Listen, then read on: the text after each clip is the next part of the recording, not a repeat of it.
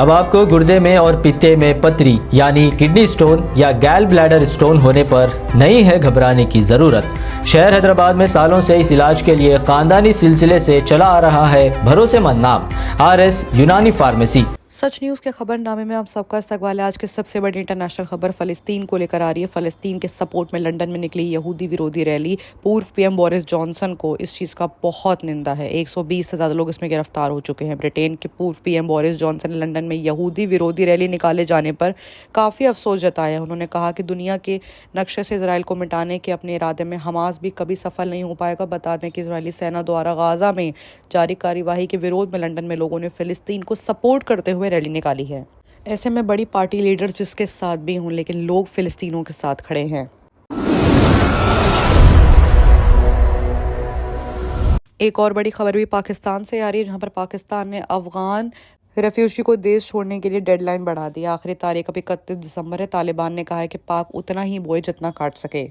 पाकिस्तान ने वहां रहने वाले अफगान नागरिकों के लिए देश छोड़ने की आखिरी तारीख को 31 दिसंबर तक बढ़ा दिया है। वॉइस ऑफ अमेरिका की रिपोर्ट के मुताबिक पाकिस्तान ने कहा है कि इलीगल तरह से देश में रहे 17 लाख अफगानियों को हर हाल में निकाल कर रहेगा। अफगानिस्तान और अंतर्राष्ट्रीय स्तर पर लगातार दबाव के बीच पाक सरकार ने फैसला लिया है। पाकिस्तान में रहने वाले अफगानी UN हाई कमिश्नर ने इस फैसले का स्वागत किया है। पाकिस्तान ने अपने फैसले में कहा है कि सरकार ने अफगान रेफ्यूजी के लिए प्रूफ ऑफ रजिस्ट्रेशन कार्ड की आखिरी तारीख 31 दिसंबर तक कर दी है। दरअसल पाकिस्तान में रह रहे अफगानी नागरिक ज्यादातर 1970 के बाद यहाँ पहुंचे थे।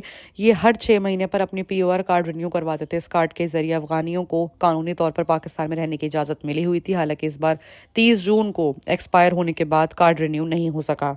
इसके बाद पाकिस्तान ने अक्टूबर में अफगान नागरिकों को निकालने के लिए अनाउंसमेंट करी। इसके लिए शरणार्थियों जो कि रह रहे हैं 1 महीने का वक्त दिया है। पाकिस्तान के इस फैसले से नाराज अफगानिस्तान की तालिबान सरकार ने इस पर क्रूर हरकत कहा है। तालिबान ने कहा है कि पाकिस्तान को उतना ही बोलना चाहिए जितना वो काट सके। तालिबान अपने नागरिकों के साथ ऐसा व्यवहार नहीं होने देगा। पाकिस्तान अफगान नागरिकों की संपत्ति को जब्त नहीं कर सकता।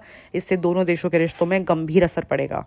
दूसरी तरफ अमेरिका उनमें 25,000 लोगों को पाकिस्तान से निकाले जाने से रोकना चाहता है, जिन्होंने उसकी मदद करी। दरअसल 9/11 हमलों के बाद अफगानिस्तान ने अपने सैन्य अभियानों के दौरान अमेरिकी सैनिकों ने इन लोगों की मदद ली थी। इसके बाद अमेरिका ने इन लोगों को घर देने का वादा भी किया था। वहीं बात अगर अब हिंदुस्तान की करें तो भारत का फिलिस्तीनी इलाकों में इजरायली कब्जे के खिलाफ वोट होने लगा है। नेतन्याहू बोले हैं कि जंग के बाद सेना गाजा को कंट्रोल करेगी। विदेशी ताकतों पर उसे भरोसा नहीं है।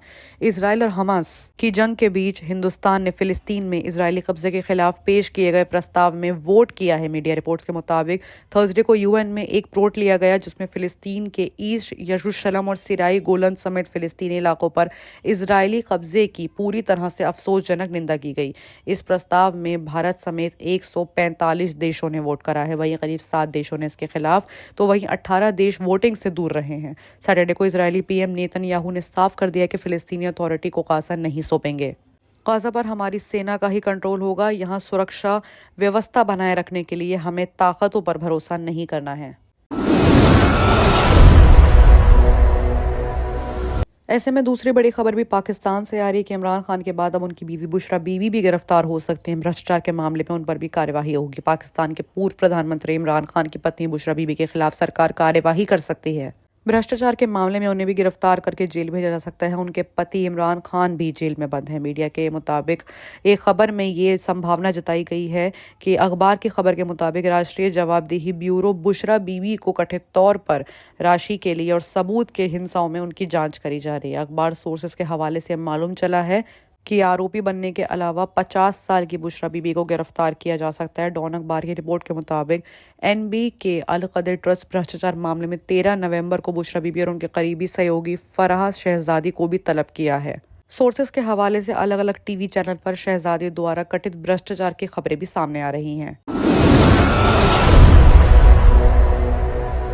एक और बड़ी खबर भी ईरानी राष्ट्रपति के पास से आ रही है, जहां पर ईरानी राष्ट्रपति बोले हैं कि अब बातें नहीं, एक्शन जरूरी है। इजराइल पर बमबारी रोकने का दबाव भी डाला है। गाजा में हर 10 मिनट में एक बच्चे की मौत हो रही है। गाजा में इजराइल का जमीनी ऑपरेशन जारी है। इस बीच वर्ल्ड हेल्थ ऑर्गेनाइजेशन यानी WHO के चीफ के UNCS को बताया गया है कि इजरायली बमबारी में गाजा में हर 10 मिनट में एक बच्चे की मौत हो रही है। जंग में अब तक गाजा के 11,000 से ज्यादा लोग अपनी जान गंवा चुके हैं। मरने वालों में तकरीबन 5,000 सिर्फ बच्चे हैं। वहीं इसराइल ने 7 अक्टूबर को हमास के हमले में मरने वाले लोगों की तादाद घटा दी है। इसराइल के विदेश मंत्रालय ने बताया कि पहले 1400 लोगों के मारे जाने की जानकारी दी थी, लेकिन ये संख्या 1200 है। ऐसे में ईरान के राष्ट्रपति इब्राहिम रईसी ने कहा है कि अब बातों को नहीं, एक्शन की जरूरत है। गाजा में हो रही हत्याओं के खिलाफ सभी मुस्लिम देशों को साथ आ जाना चाहिए। बाकी की तमाम खबरों के लिए देखते रहिए सच न्यूज़। अब आपको गुर्दे में और पित्ते में पथरी यानी किडनी स्टोन या गैल ब्लैडर स्टोन होने पर नहीं है घबराने की ज़रूरत। शहर हैदराबाद में सालों से इस इलाज के लिए खानदानी सिलसिले से चला आ रहा है भरोसेमंद नाम RS यूनानी फार्मेसी, जहां पर खास तौर पर पित्ते में मौजूद पथरी और दोबारा पथरी ना होने का किया जाता है मुकम्मल इलाज। आपको इस दर्द से हमेशा के लिए मिल जाएगा छुटकारा। No side effects, no operation. तशखीस करते हुए दवाएं की जाती है फराहम। तो देर ना करें, जल्द ही तशरीफ लाए RS यूनानी pharmacy, Bahadurpura X road, opposite Canara bank, Hyderabad. मज़ीद तफसीलात के लिए रब्त करें 9390 610 436 पर।